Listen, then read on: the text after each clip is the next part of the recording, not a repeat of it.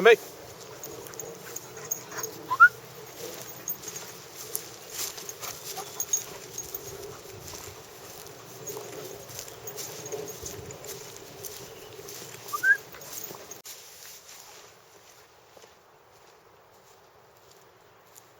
Hi, my name's Mark. I've been with dogs all my life, working with them, owning them as pets, and I used to have my own security dog training company. I've basically retired from working life, but I still have it as a hobby. I bred dogs, Rottweilers, Malinois, German Shepherd mixes, crosses. I have 4 of my own. At the moment they're having a run round on my training ground, so if you hear any barking, it's the dogs. I'm moving about because it's freezing. It's late February 2015 and it is very, very cold, but quite clear, and it's late on in the day. I'm looking around to see if it's going to be either raining or snowing. What I'd like to talk about is the fact that a lot of people over the years have asked me about check chain collars. Now, that's the correct term, but most people know it as, or know the term, choke chain. Now, choke chain is incorrect. You can hear my geese at the moment. They're waiting to be fed, although they have been fed, they're waiting for some more. Yes, so I'd like to talk to you a little bit about check chain, choke chain. The correct terminology is check chain. However, most people know it as choke chain. Now, I'm going to give you a little example. Over in the UK, where I am, the gun dog fraternity and the sheepdog farmers, people like that, tend to have a thing called a slip lead, which is, if you can see it, short length of rope with a sliding ring. You just slip it over the dog's head and then quickly release it. Now that idea is very much what the check chain is all about. Put it over the dog and it releases. That is how it works. Now I have an old chain in my pocket.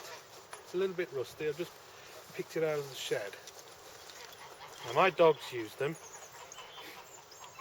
and that chain is either the work of the devil or a very good training aid. It's entirely up to you what you believe. I think they work when used correctly. Over on the continent in the USA, they have the pinch collar, which we don't have over here in the UK, and it's very similar, the idea, but ignorant owners tend to put the collars on the dogs and just leave them there all the time, and this obviously causes problems to the dog's necks and skin. Now this little chain that I use, something very similar to it, is almost an ornamental type chain. It does the job. However, you can get thicker links. Also, you can get the square or flat links, which is known as the fur saver links, to stop the dog's fur getting trapped. Right, how does it work? Well, simply you thread the chain through itself, through the ring, and then pull. A little bit rusty. So you have, it's very similar to the slip lead, chain that then slides along itself. Now, how do I know, or how would you know whether it's on right or wrongly? Well, if you imagine this hand that I've got here is the dog's head, and my hand here holding the ring is attached to the leash. When I check the chain or check the dog, the chain pulls tight, but when I release the tension, I don't know if you can see that, it's a little bit rusty, releases the ring, so it releases the tension. That's how I know it's right. How would I know if I put it on wrong? Let's show you. It's upside down. As I check the dog, it goes tight, but when released, the chain does not slacken off. Can you see that? I hope you can. It doesn't slacken off. That's how you know it's on wrong. So once again, I'm just going to turn it over so that when you're holding it, the ring is on top, sliding down. It goes over the dog's head, attached to your leash, pulls tight for a check, a quick sharp check, a release, and then it becomes loose again. That's how you know your check chain is on correctly. Remember, it isn't a choke chain, it's a check chain. You check your dog and quickly release the pressure and the tension on the dog's neck. Again, the argument for and against are many and varied. It works for me and has done for 30 years. A lot of people, certainly in this country,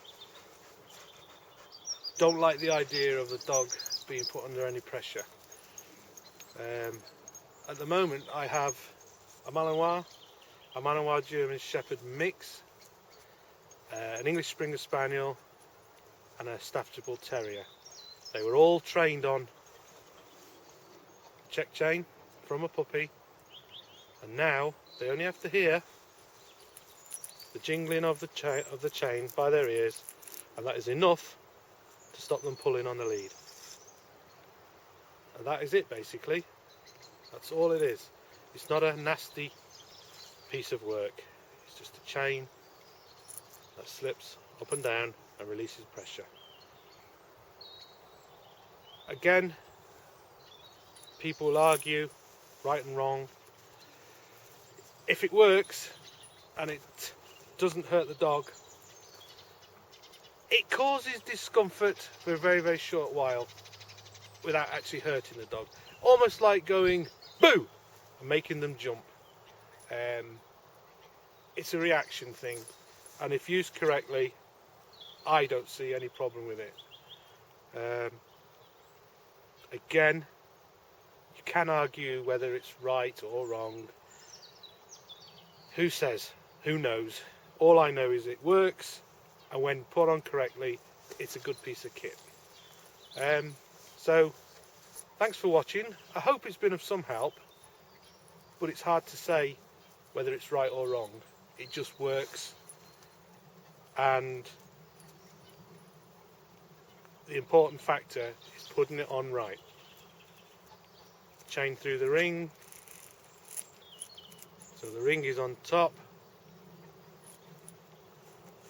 dog's head goes through, check, release, tension is released. The etiquette for walking a dog or having a dog on a leash is to have your dog on the left. Now this works fine on the left, but if you have to have your dog on the right, it also works the same on the right. Just make sure that that chain, that ring, slides up and down the chain on top.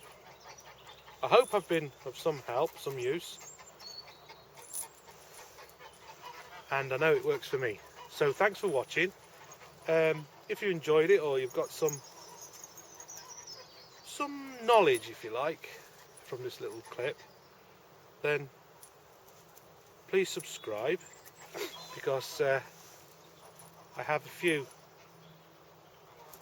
different video YouTube links.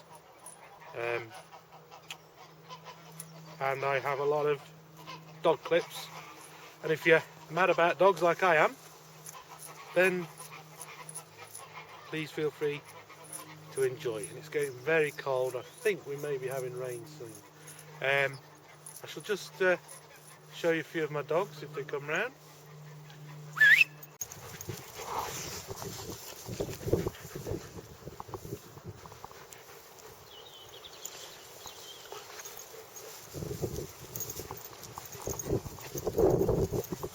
Us.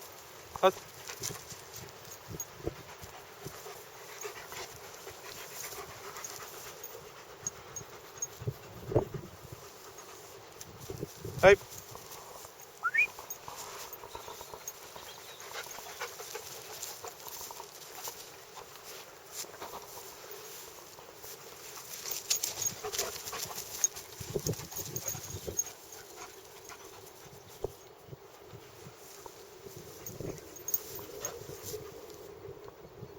Sit.